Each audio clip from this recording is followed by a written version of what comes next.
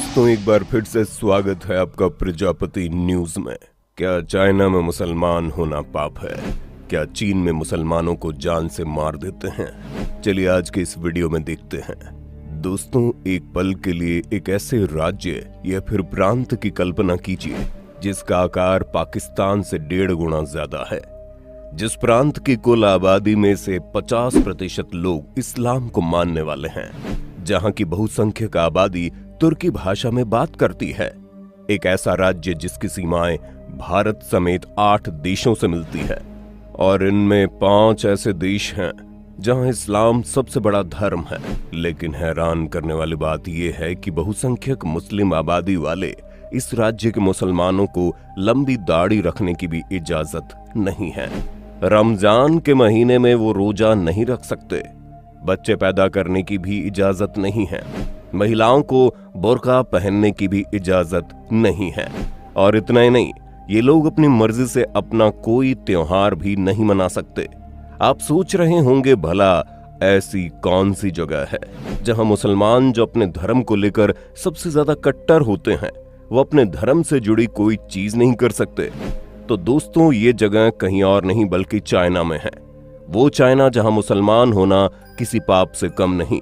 और हम ये क्यों बोल रहे हैं, उसके बारे में आज हम आपको सब कुछ बताएंगे। बस मेरे यानी अपने दोस्त विशाल प्रजापति के साथ वीडियो के बिल्कुल अंत तक बने रहिए। लेकिन हाँ, वीडियो शुरू करने से पहले एक छोटी सी रिक्वेस्ट है।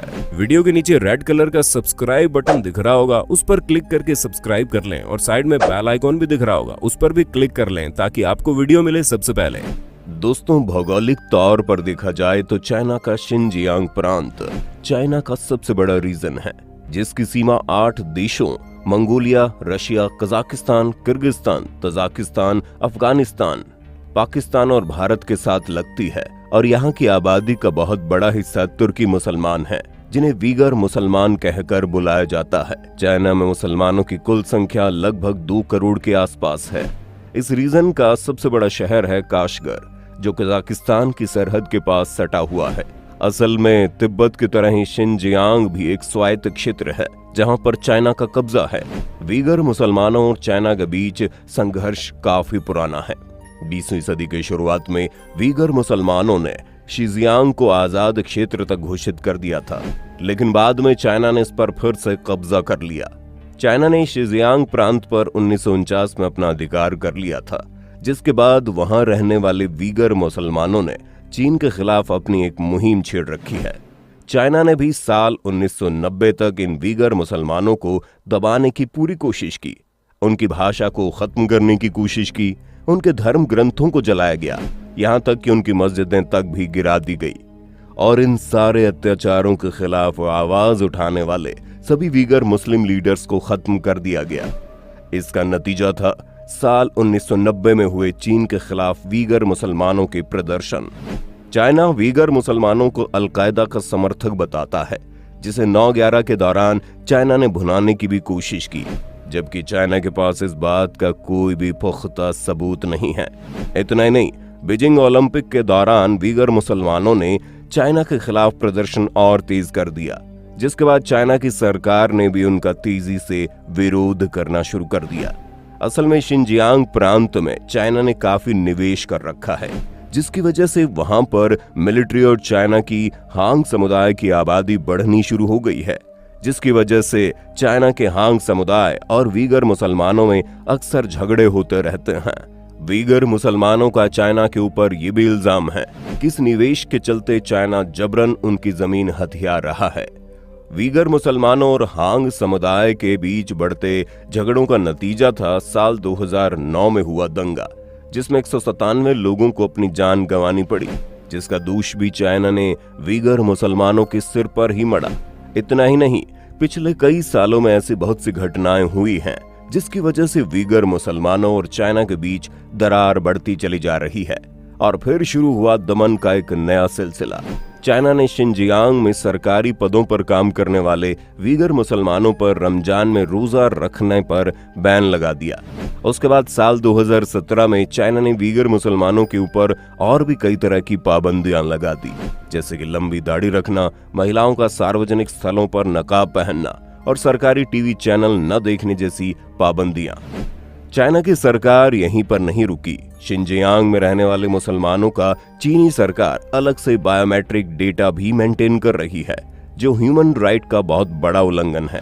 किसी का भी बायोमेट्रिक डेटा इस तरह से मेंटेन करना सही नहीं है, लेकिन चाइना की सरकार को न जाने चाइना के इन मुसलमानों से कौन सी दुश्मनी है कि वो इनका जीना दुश्वार किए बैठी है।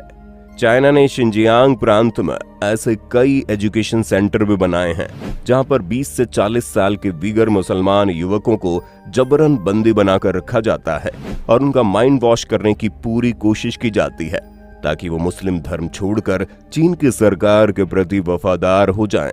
इतना ही नहीं, चाइना की सरकार इन लोगों पर कई तरह की यातनाएं करती है, यहाँ तक कि उन्हें खाना परोसे जाने से पहले उनसे चाइना और शी जिनपिंग की बड़ाई तक करवाई जाती है। इतना ही नहीं, इन युवकों को इस्लाम के खतरे के बारे में भी बताया जाता है।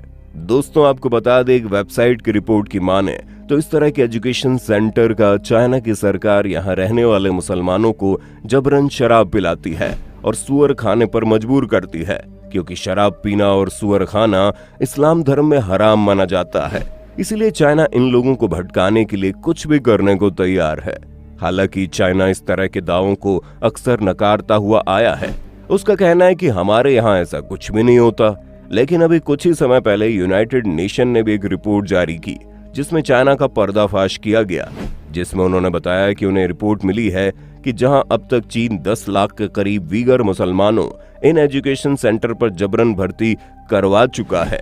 चाइना में रहने वाले मुसलमानों के ऊपर हो रही इन यातनाओं का दौर कब खत्म होगा, इस पर कुछ कहा नहीं जा सकता, लेकिन किसी कौम की धार्मिक भावनाओं को दबाकर भी कोई समाधान नहीं निकलने वाला।